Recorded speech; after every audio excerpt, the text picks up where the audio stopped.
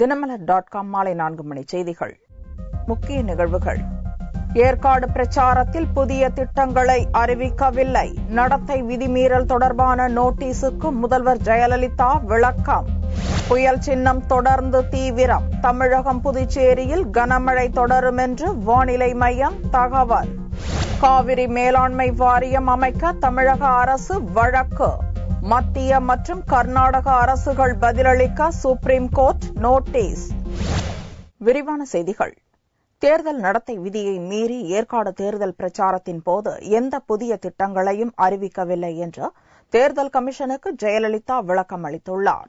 ஏற்காடு தொகுதியில் 4ஆம் தேதி நடக்கவுள்ள இடைத்தேர்தலை முன்னிட்டு அதிமுக வேட்பாளர் சரோஜாவை ஆதரித்து முதல்வர் ஜெயலலிதா கடந்த 28ஆம் தேதி ஏற்காட்டில் 9 இடங்களில் பிரச்சாரத்தில் ஈடுபட்டார். மின்னாம்பள்ளியில் பேசியபோது ஆரம்ப சுகாதார மையம், தாலுகா மருத்துவமனை, அரசு கல்லூரி, சாலைகள், குடிநீர் வசதி ஏற்படுத்தி தருவதாக ஜெயலலிதா உறுதியளித்ததாகவும், தேர்தல் விதியை மீறி அறிவிப்புகளை வெளியிட்ட ஜெயலலிதா மீது நடவடிக்கை எடுக்க வேண்டுமென திமுக சார்பில் தலைமை தேர்தல் கமிஷனர் V.S. சம்பத்திடம் புகார் மனு அளிக்கப்பட்டது. அதையடுத்து ஜெயலலிதா பேசிய வீடியோவை ஆராய்ந்த தேர்தல் கமிஷன் செவ்வாய்க்கிழமை மாலை 5 மணிக்குள் விளக்கம் அளிக்கும்படி ஜெயலலிதாவுக்கு நோட்டீஸ் அனுப்பியது. இது தொடர்பாக தேர்தல் கமிஷனுக்கு முதல்வர் ஜெயலலிதா விளக்கம் அளித்துள்ளார். அதில் ஏற்காடு தொகுதி மக்களின் முன்னேற்றத்துக்கு என்னவெல்லாம் தேவைப்படுமோ அவைகளையெல்லாம் அரசு செய்து தரும் என்று தான் பொதுவாக பேசியதாக விளக்கம் அளித்தார். ஏற்காடு தொகுதியின் தேவைகள் குறித்து தன் கவனத்துக்கு கொண்டு வரப்பட்ட விஷயங்களையும் தான் பொதுவாக பேசிய பேச்சையும் தொடர்பு படுத்துவது சரியல்ல என்றும், தொகுதியின் குறிப்பிட்ட தேவை குறித்து எந்தவித தனிப்பட்ட வாக்குறுதியையும் அளிக்கவில்லை என்றும் ஜெயலலிதா விளக்கம் அளித்துள்ளார். தேர்தல் நடத்தை விதியை தான் மீறவில்லை என்றும், தமிழில் தான் பேசிய பேச்சு மிகச் சரியாக மொழிபெயர்க்கப்படவில்லை என்றும் ஜெயலலிதா விளக்கம் அளித்துள்ளார். தென்மேற்கு வங்கக்கடலில் நிலவி வரும் காற்றழுத்த தாழ்வு நிலையின் காரணமாக தமிழகம் மற்றும் புதுச்சேரியில் கனமழை தொடரும் என்று சென்னை வானிலை மையம் தெரிவித்துள்ளது. இலங்கைக்கு தென்கிழக்கில் தென்மேற்கு வங்கக்கடலில் நிலவி வரும் காற்றழுத்த தாழ்வு நிலை வலுப்பெறும் வாய்ப்புள்ளதால் தமிழகம் மற்றும் புதுச்சேரியின் கடலோர மாவட்டங்களில் கனமழை பெய்ய வாய்ப்புள்ளதாக தெரிவித்த சென்னை வானிலை மைய இயக்குநர் ரமணன், இந்த காற்றழுத்த தாழ்வு நிலை மேலும் வலுப்பெற்று காற்றழுத்த தாழ்வு மண்டலமாக மாறி வடக்கு நோக்கி நகரும் பட்சத்தில் கடல் கொந்தளிப்புடன் காணப்படும் என்பதால் மீனவர்கள் கடலுக்குள் செல்ல வேண்டாம் என்றும் கூறினார். நேற்று தென்மேற்கு வங்கக்கடல் பகுதியில் நிலை கொண்டிருந்த அந்த தீவிர காற்றழுத்த தாழ்வு பகுதியானது அதே இடத்தில் நீடிக்கின்றது. அடுத்த 24 மணி நேரத்தை பொறுத்தவரை கடலோர மாவட்டங்களில் அநேக இடங்களிலும், உள் மாவட்டங்களில் சில இடங்களில் நாம் மழை எதிர்பார்க்கலாம். இந்த தீவிர காற்றழுத்த தாழ்வு பகுதி வரும் 24 மணி நேரத்திலே ஒரு காற்றழுத்த தாழ்வு மண்டலமாக மாறுவதற்கான ஒரு வாய்ப்பு உண்டு. அவ்வாறு மாறி வடக்கு நோக்கி நகரும் பட்சத்திலே ஒரு கடல் கொந்தளிப்பாக இருக்க வாய்ப்புண்டு. இதன் காரணமாக மீனவர்கள் கவனத்துடன் இருக்குமாறு கேட்டுக் கொள்ளப்படுகின்றனர். தமிழக மீனவர்கள் கடந்த 24 மணி நேரத்தில் மிக அதிகபட்சமாக ராமநாதபுரம் மாவட்டம் தங்கச்சிமடத்தில் 16 சென்டிமீட்டர் மழையும், திருவாரூர் மாவட்டம் குடவாசல், கடலூர் மாவட்டம் சிதம்பரம் ஆகிய ஊர்களில் தலா 12 சென்டிமீட்டர் மழை பதிவாகியுள்ளது. காவிரி மேலாண்மை வாரியம் அமைக்க கோரும் தமிழக அரசின் வழக்கில் கர்நாடக அரசும் மத்திய அரசும் பதிலளிக்க உச்சநீதிமன்றம் நோட்டீஸ் அனுப்பியுள்ளது. காவிரி நீர் பிரச்சினை குறித்து விசாரித்த காவிரி நடுவர் மன்றம் 2007ஆம் ஆண்டில் தனது இறுதி உத்தரவை பிறப்பித்தது. காவிரி நடுவர் மன்ற இறுதி உத்தரவு மத்திய அரசின் அரசிதழில் கடந்த பிப்ரவரி 20ஆம் தேதி வெளியிடப்பட்டது. இந்நிலையில் காவிரி நடுவர் மன்ற உத்தரவை அமல்படுத்தும் விதமாக காவிரி மேலாண்மை வாரியத்தை அமைக்க உத்தரவிடக் கோரி நீதிமன்றத்தில் தமிழக அரசு வழக்கு தொடர்ந்துள்ளது. மேகதாது என்னும் இடத்தில் நீர் மின்சார நிலையம் அமைக்க முடிவு செய்துள்ள கர்நாடக அரசு அதற்காக காவிரி ஆற்றின் குறுக்கே 3 அணைகளை கட்ட திட்டமிட்டுள்ளதாகவும், அதனால் காவிரியில் நீரின் அளவு கணிசமாக குறைந்து தமிழகத்தில் விவசாயம் பாதிக்கப்படும் என்றும் அந்த மனுவில் தமிழக அரசு கூறியிருந்தது. இந்த வழக்கு தலைமை நீதிபதி சதாசிவம் தலைமையிலான பெஞ்ச் முன்னிலையில் செவ்வாயன்று விசாரணைக்கு வந்தது. ஆனால் தமிழக அரசின் மனுவை உடனடியாக விசாரணைக்கு எடுத்துக் கொள்ள மறுத்துவிட்ட நீதிபதிகள் இது தொடர்பாக 4 வாரங்களுக்குள் பதிலளிக்கும்படி மத்திய மற்றும் கர்நாடக அரசுகளுக்கு நோட்டீஸ் அனுப்பி உத்தரவிட்டனர். இலங்கை கடற்படையினருக்கு இந்தியாவில் பயிற்சி அளிக்க எதிர்ப்பு தெரிவித்துள்ள திமுக தலைவர் கருணாநிதி மத்திய அரசின் முடிவுக்கு கண்டனம் தெரிவித்துள்ளார். திமுக தலைவர் கருணாநிதி வெளியிட்ட அறிக்கையில் இலங்கை தமிழர்களை கொல்வதற்கு காரணமாக இருக்கும் இலங்கை ராணுவத்தினருக்கு இந்தியாவில் எந்த பயிற்சியும் அளிக்கக்கூடாது என்று வலியுறுத்தியுள்ளார். தமிழக அரசின் சார்பில் முதல்வர் ஜெயலலிதாவும் இது தொடர்பாக பிரதமருக்கு தொடர்ந்து கடிதம் எழுதியும் இலங்கை கடற்படைக்கு பயிற்சி அளிக்க இந்திய கடற்படை தளபதி டி.கே. ஜோஷி விருப்பம் தெரிவித்திருப்பதை சுட்டிக்காட்டியுள்ள கருணாநிதி இதற்கு கண்டனம் தெரிவித்துள்ளார்.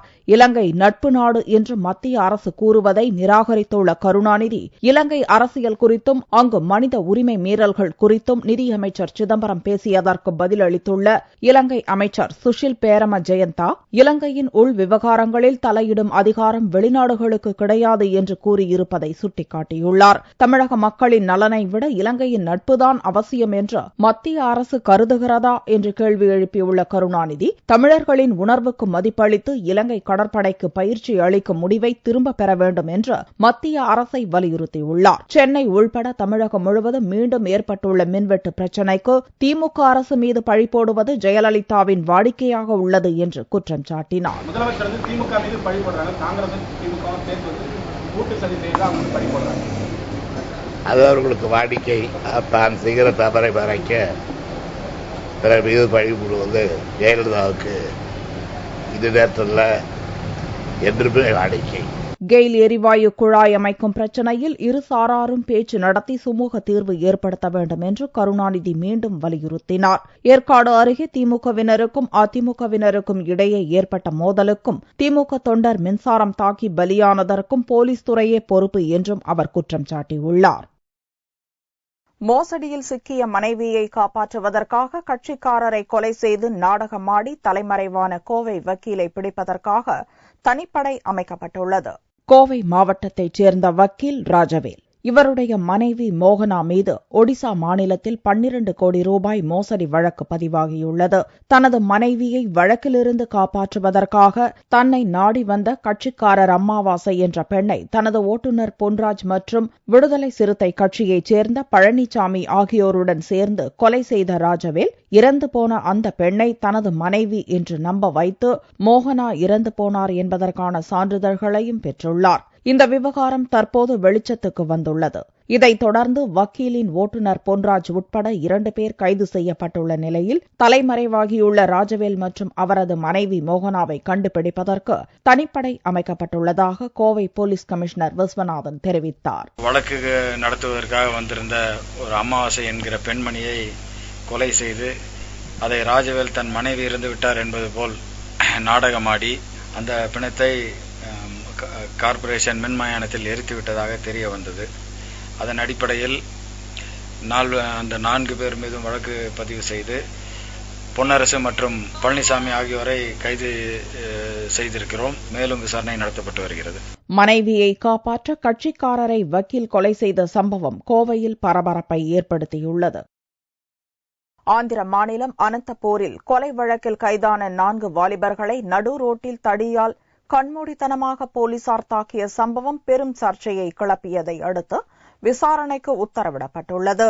ஆந்திர மாநிலம் அனந்தபூர் மாவட்டத்தில் உள்ள குண்டக்கல் பகுதியைச் சேர்ந்த ஷேகர் என்பவரின் மாமனார் கொலை செய்யப்பட்டார். அது தொடர்பாக ஷேகர் உள்ளிட்ட 4 வாலிபர்களை போலீசார் கைது செய்தனர். குண்டக்கல் பஸ் நிலையத்தில் பொதுமக்கள் முன்னிலையில் 4 ஆசாமிகளையும் போலீசார் மாறி மாறி தடியால் சரமாரியாக தாக்கினர். கொடூர கொலையில் ஈடுபட்ட ஆசாமிகளை கடுமையாக தண்டிக்க வேண்டுமென பொதுமக்கள் போராட்டத்தில் ஈடுபட்டதால் பொது இடத்தில் வைத்து தடியால் அடித்ததாக சம்பந்தப்பட்ட போலீசார் தெரிவித்தனர். போலீசார் தடியால் அடிக்கும் காட்சிகள் மீடியாக்களில் வெளியாகி பரபரப்பை கிளப்பியதைத் தொடர்ந்து போலீசுக்கு எதிராக கண்டன குரல்கள் கிளம்பின. குற்றவாளிகளுக்கு தண்டனை தரும் அதிகாரம் நீதிமன்றத்துக்குத்தான் உண்டு. போலீசார் தங்கள் கையில் சட்டத்தை எடுத்துக்கொண்டு ஒழுங்கு நடவடிக்கை எடுக்கக்கூடாது என்று மனித உரிமை ஆர்வலர்கள் குரல் கொடுத்ததைத் தொடர்ந்து இந்த விவகாரம் தொடர்பாக விசாரணை நடத்த மாநில போலீஸ் டிஜிபி பிரசாத ராவ் உத்தரவிட்டுள்ளார்.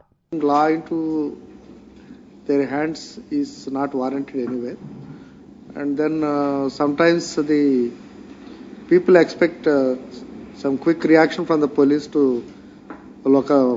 local issues like eve teasing and all. There also I feel a bit of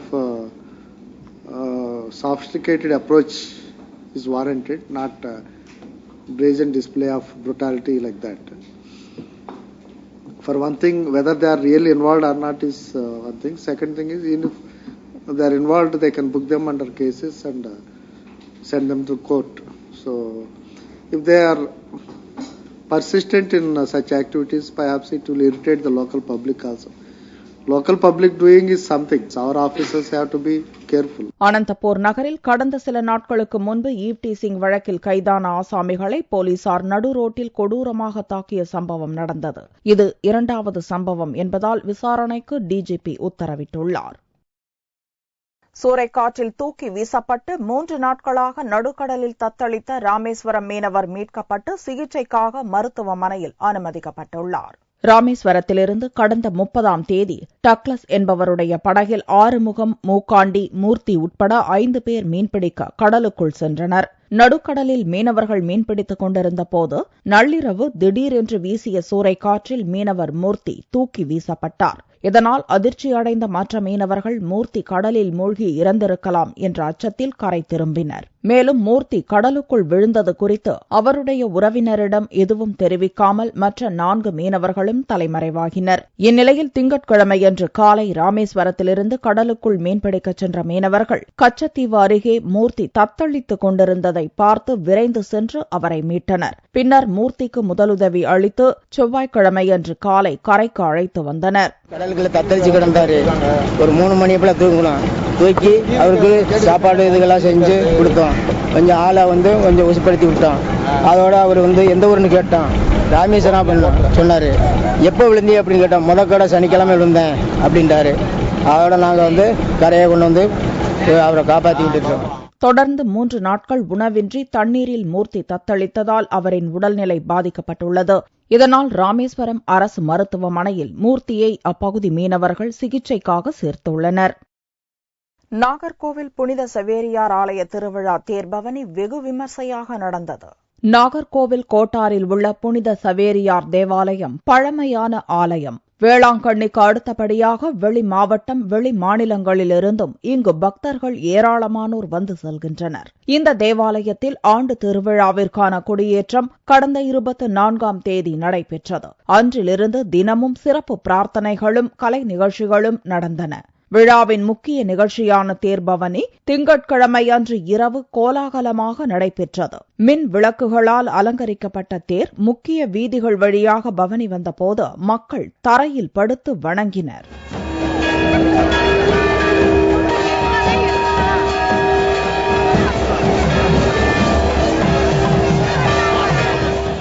தேர்பவனி விழாவில் ஆயிரக்கணக்கானோர் கலந்து கொண்டு தரிசனம் செய்தனர். தங்கத்தின் விலை செவ்வாய்க்கிழமையன்று சவரனுக்கு 120 ரூபாய் குறைந்திருந்தது. ஒரு சவரன் தங்கம் 22,704 ரூபாய்க்கு விற்பனையானது. 1 கிராம் ஆபரண தங்கம் 2,838 ரூபாயாக இருந்தது. வெள்ளி கிராமுக்கு 1 ரூபாய் குறைந்து 46 ரூபாய் 30 காசுகளுக்கு விற்பனையானது. பார் வெள்ளியின் விலை 43,230 ரூபாயாக இருந்தது.